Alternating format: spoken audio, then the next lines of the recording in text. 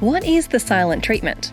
According to the basic definition, silent treatment is a refusal to communicate verbally with someone who desires the communication. And, like it or not, this type of behaviour is the quietest, possibly most destructive of all relationship habits.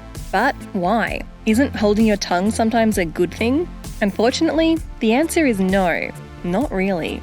Essentially, the silent treatment is about avoiding contact with someone, typically when you feel that you've been wronged or disrespected. This communication strategy is often used to punish or provoke a reaction in someone. For example, if you feel hurt by something your friend said, you might then use the silent treatment as a way to remove your presence from this person and punish them, instead of have an actual conversation with them. In a way, using the silent treatment on your friend is your attempt at hurting them back.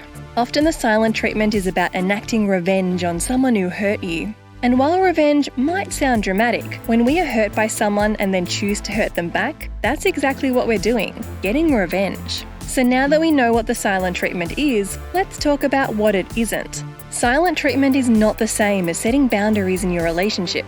Boundaries, in fact, are a healthy communication technique where you set up intentional blocks to prevent ongoing hurt and abuse. Like when you end a phone call with someone who is calling you names or otherwise being verbally or emotionally abusive. Setting a boundary could also look like communicating to your partner that you need a timeout and that you'll both be back to discuss your relationship concern at a designated time later. By deciding on a time to revisit the issue when you're both in a better emotional state, it stops the unhealthy arguing without abandoning your partner or causing them to be hurt. Our relationships are best served when boundaries are communicated assertively and with full transparency.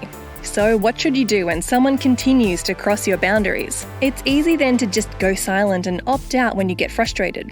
You can only take so much.